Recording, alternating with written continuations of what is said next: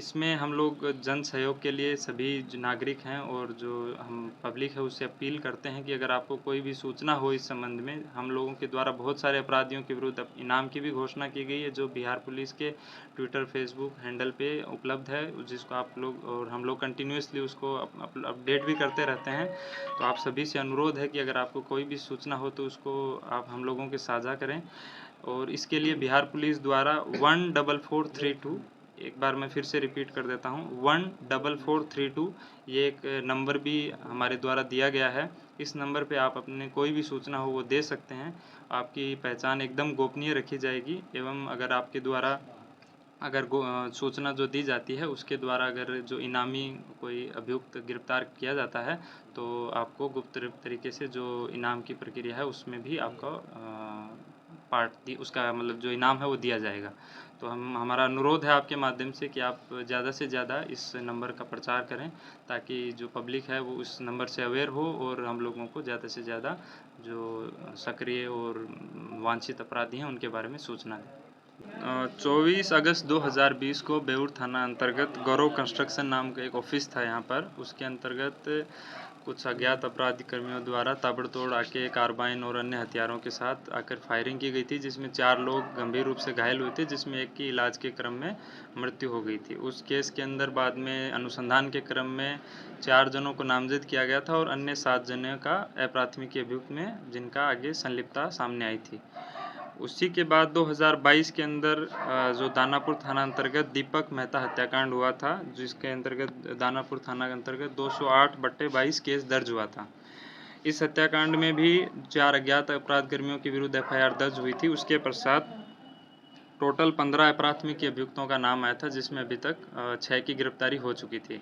इसी क्रम में दोनों ही कांडों में एक अप्राथमिकी अभियुक्त शिव गोप उर्फ शिव यादव, पिता का नाम मोती गोप, ग्राम ब्रह्मदेव भवन, मीठापुर, थाना जक्कनपुर, जिला पटना, ये वांछित थे। इन दोनों ही कांड में इनका रोल था कि ये इनके द्वारा जो मृतक हैं उनको जो उनको मरवाने के लिए जो शूटर हायर किए गए थे, इनके द्वारा उसके अंदर सुपारी और जो कॉन्ट्रैक्ट किलिंग वाला काम किया गया था। इनके बाद लगातार इनके विरुद्ध छापेमारी चल रही थी और ये लगातार रडार में थे, परंतु फरार चल रहे थे। इसी क्रम में एसटीएफ को भी इसके अंदर इन्वॉल्व किया गया। एसटीएफ की टीम फिर लगातार इनका पीछा कर रही थी। इसी क्रम में आज सूचना मिला कि ये जो मरीन ड्राइव के आसपास के एरिया में देखे गए हैं, उसी दरमियान एसटीएफ की टीम के द्वारा छापेमारी की गई और जो एसटीएफ एवं जिला बल के द्वारा फिर इनको विधिवत गिरफ्तार कर लिया गया है। इनका बहुत लंबा आपराधिक इतिहास रहा है। ये 1993 से अपराध की जो दुनिया उसमें एक्टिव हैं। उसके बाद इनको सज़ा भी हुई, जिसके अंदर ये लगभग 22 साल जेल में भी रहे। उसके बाद पुनः जेल से आने के बाद इनके द्वारा दोबारा जो हैं अभी तक 2017 में जेल से वापस आए, तब से लेके दोबारा 3 केस इनके ऊपर हो चुके हैं, जिनके अंदर 2 केस जो अभी मैंने आपको बताया मर्डर के, और एक जो है नॉर्मल मारपीट, जो आसपास के पड़ोसी हैं उनके साथ मारपीट का केस हुआ था।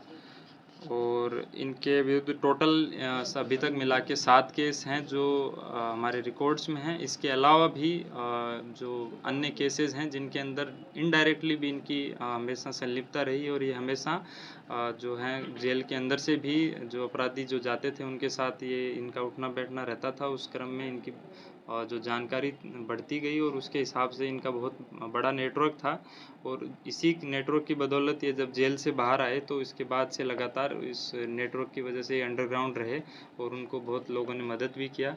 और इनका जो संबंध है, जो हाल ही में जो बड़े बड़े जो क्रिमिनल जिनका जो अरेस्ट हुए हैं उनके साथ भी इनका नाम आया है। साथ ही जो इनकी जो हिस्ट्री रही है उसके हिसाब से ये उनको मदद भी करते थे, शूटर भी प्रोवाइड करते थे, और रहने खाने पीने का जो जब कांड होने के बाद जो मदद होती है उसमें भी इनकी संलिप्तता रही है। हमारे 2 मर्डर केसेस में वांछित थे, तो हम लोग इसी पर्सपेक्टिव से इनसे पूछताछ कर रहे थे, परंतु आगे का इनके कोई प्लानिंग या फिर जो हाल ही के अंदर और भी कोई कांड हुए हैं उनके अंदर भी इनकी कोई संलिप्तता होगी तो इसका हम लोग अनुसंधान भी करेंगे और लगातार इनसे पूछताछ भी करेंगे।